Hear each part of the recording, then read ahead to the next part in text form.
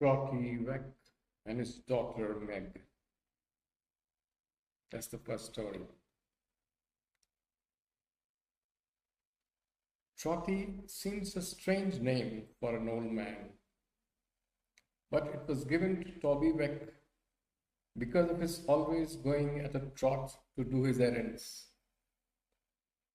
For he was a porter, carried letters and messages for people who were in too great a hurry to send them by the post. He did not earn very much and had to be out in all weathers and all day long. But Toby was of a cheerful disposition and looked on the bright side of everything. His greatest joy was his dear daughter Meg, whom he loved dearly. One cold day, Toby had been trotting up and down in his usual place before the church when the bells chimed 12 o'clock, which made Toby think of dinner. "There's nothing," he remarked, "more regular in coming round than dinner time. Nothing less regular in coming round than dinner. That's the great difference between them." He went on talking to himself, never noticing who was coming near to him. "Why, father, father," said a pleasant voice. Toby turned to find his daughter's sweet, bright eyes close to his. "Why, pet," said he, kissing her, "what's to do?" "I didn't expect you today, Meg." "Neither did I expect to come, father," said Meg, smiling.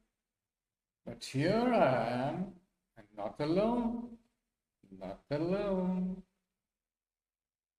"Why, you don't mean to say," observed Trotty, looking curiously at the covered basket she carried, "that you—"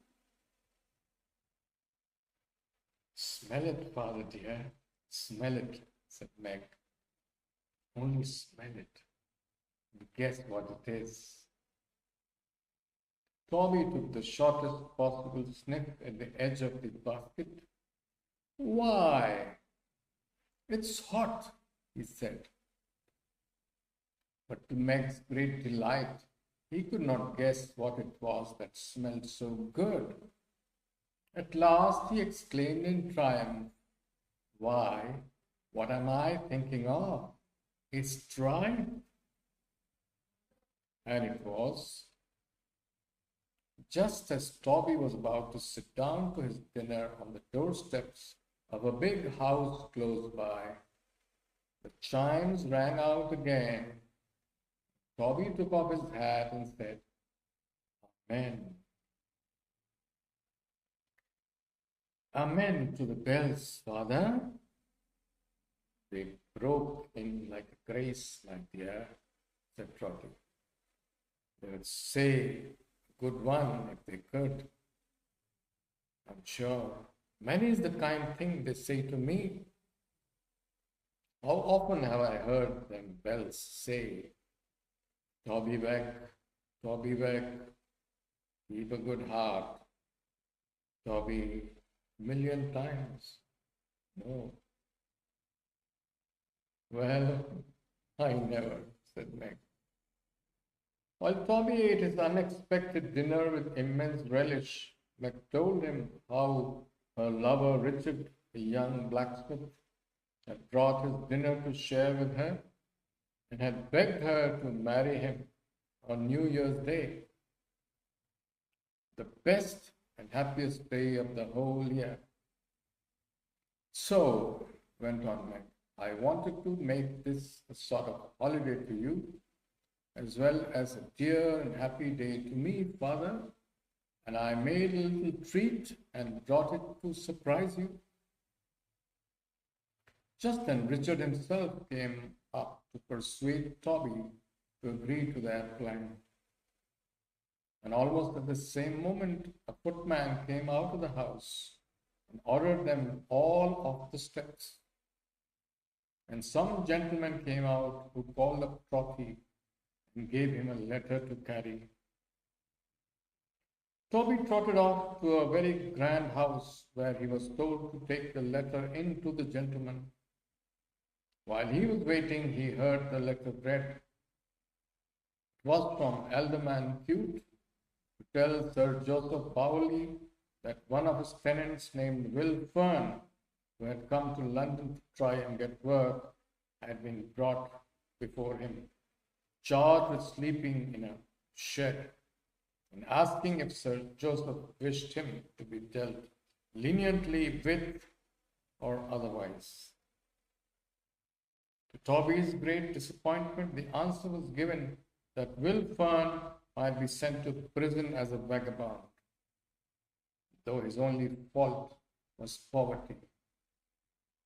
On his way home, Toby ran against a man dressed like a countryman, carrying a fair-haired little girl. The man asked him the way to Alderman Cute's house. "It's impossible," cried Toby, "that your name is Will Fern?" "That's my name," said the man. Thereupon Toby told him what he had just heard and said, "Don't go there."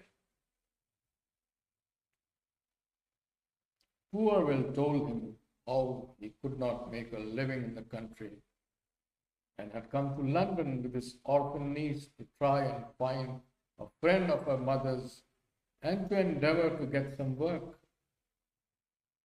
And wishing Toby a happy new year, he was about to trudge wearily off again, and Trotty caught his hand, saying, "Stay.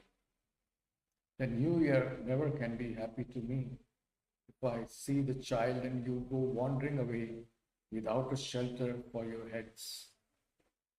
Come home with me.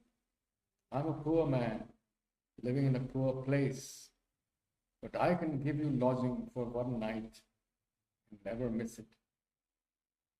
And lifting up the pretty little one, he trotted towards home, and rushing in, he set the child down before his daughter.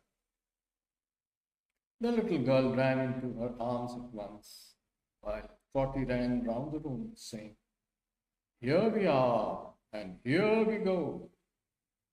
Here, Uncle Will, come to the fire.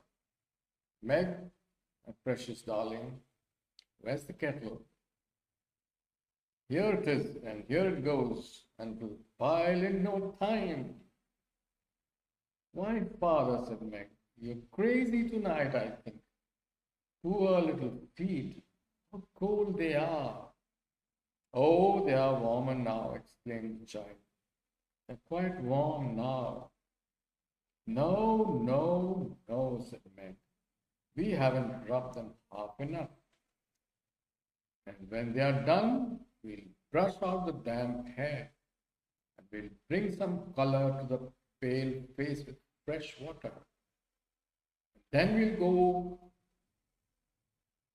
be so gay and brisk and happy." The child, sobbing, clasped her round the neck, saying, "Oh, Meg, oh, dear Meg." "Good gracious me," said Meg presently. "Father's crazy. He's put the dear child's bonnet on the kettle and hung the little lid behind the door." Trotty hastily repaired the mistake and went off to find some tea and a rasher of bacon he fancied he had seen lying somewhere on the stairs. He soon came back and made tea. Before long, they were all enjoying the meal. After long, Meg took Lillian to bed, and Toby showed Will Fern where he was to sleep. Then he went to sit by the fire and read his paper, and fell asleep, to have a wonderful dream so terrible and sad that it was a great relief when he woke to find Meg sitting near him, putting some ribbons on her simple gown for her wedding. and looking so happy and young and blooming that he jumped up to clasp her in his arms. But somebody came rushing between them, crying, "No, not even you. The first kiss of Meg in the new year is mine. Meg, my precious prize, a happy year. A life of happy years, my darling wife." Then in came Lillian and Will Fern, and a band of music with a flock of neighbors burst into the room, shouting, "A happy new year, Meg! A happy wedding!" Many of them, the drum stepped forward, said, "Trotty Veck, it's got about that your daughter is to be married tomorrow. There ain't a soul that knows you both, that don't wish you both all the happiness the new year can bring. And here we are to play it in, dance it in accordingly." Then Mrs. Chickenstalker came in, a good-humored, comely woman who, to the delight of all, turned out to be the friend of Lillian's mother, for whom Will Fern had come to look, to wish Meg joy. Then the music struck up, and Trotty, making Meg and Richard second couple, led off Mrs. Chickenstalker down the dance. Danced it in a step unknown before or since, founded on his own peculiar trot. So that was the short story, so beautiful, called, what was it called? It was called Trotty Veck and his daughter Meg. A beautiful short story by Charles Dickens. I hope you enjoyed my reading. We will return with the second